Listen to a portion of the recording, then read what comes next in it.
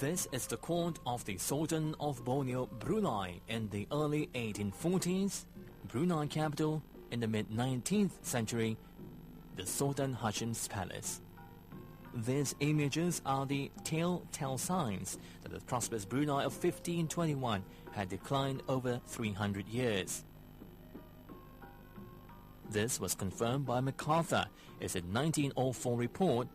The Sultan's house lies at the junction of a tributary creek, Sungai Kedayan, with the main river. Like all the houses of his subjects, it is a shocking state of disrepair.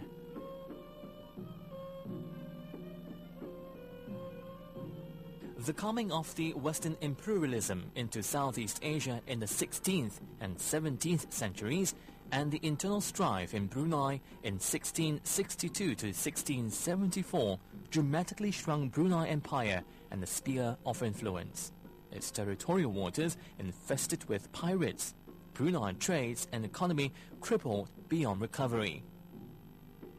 The arrival of James Brooke, a private British citizen, to the province of Sarawak in 1839 was a bad omen to Brunei. Brunei was already weak and destitute, and by then had shrunk to the size of what is now Sarawak and Brunei. North Borneo was a disputed territory.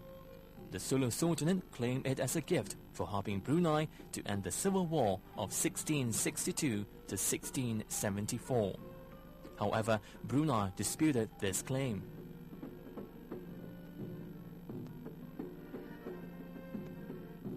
The province of Sarawak was given to James Brooke by Pangeran Muda Hashim in 1841, and from there on until 1905, with the British North Borneo Company in Sabah, Brunei was further carved to its present size and shape. Fortunately, the negotiations to cede Blyth and Tutong to Sarawak in 1897 to 1898 did not go well. The British were supposed to give Brunei the protection as enshrined in the 1888 treaty clearly had no interest in Brunei. The British, however, recognized the strategic importance of Brunei as she is geographically located on the flank of the trade routes between India and China. It was to her advantage to get Brunei under the British control, but then she had to use taxpayers' money to do so. What a great relief it would be if Brunei were absorbed into either Sarawak or Sabah. On this premise, one could see why Charles Brooke, the second Raja of Sarawak, annexation of Limbang in 1890, got its way the British government's acquiescence. Both Brooke and the British North Borneo Company, particularly the former, wanted desperately to have Brunei. Both the British Foreign Office and consuls favoured Sarawak. Brunei's existence was indeed at risk and threatened.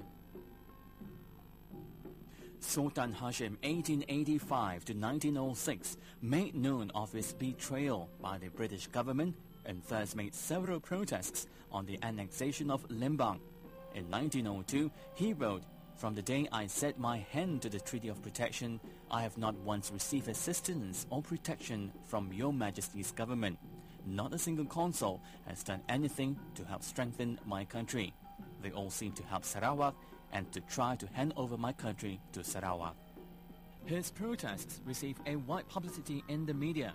Sultan Hashim also made it known that he would fight any attempt by the British to cede whatever remains of Brunei to either Sarawak or North Borneo.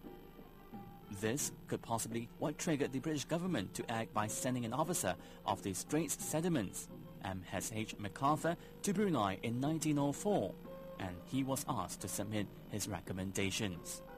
MacArthur discovered Brunei was financially in dire straits.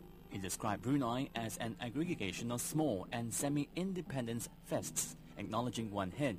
He believed that the land tenure system, Tulin, Kuripan and Kerajaan contributed to this predicament. As to the future of Brunei, MacArthur in his report in 1904 put forward the following options. Number 1, to support the present regime, trusting to the personal influence of a consul on the spot to prevent or check abuses. Number 2, to encourage the British North Borneo Company to acquire what remains of Brunei. Number 3, to consent to the absorption of Brunei by Sarawak. And 4, to establish British protection. MacArthur recommended option 4 and argued convincingly that the other 3 options would make the ancient kingdom and cultures of Brunei lost into oblivion. Brunei would become a mere district in either Sarawak or Sabah. In his deliberation, he believed that by reforming Brunei administration, Brunei would become financially viable. His recommendation was adopted by the British government. A supplementary agreement to the 1888 signed in December of 1905 and in January of 1906 led to the establishment of the British resident.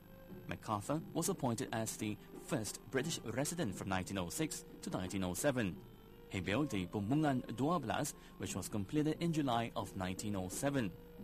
Under his residency, Brunei was on her way to financial recovery. The capital moved to the dry land. The land code was introduced and all lands reverted to the state. He tried hard to get Limbang back for Brunei, but its master thought otherwise.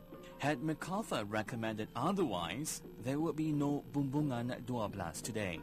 Brunei as a country may not exist as we are today.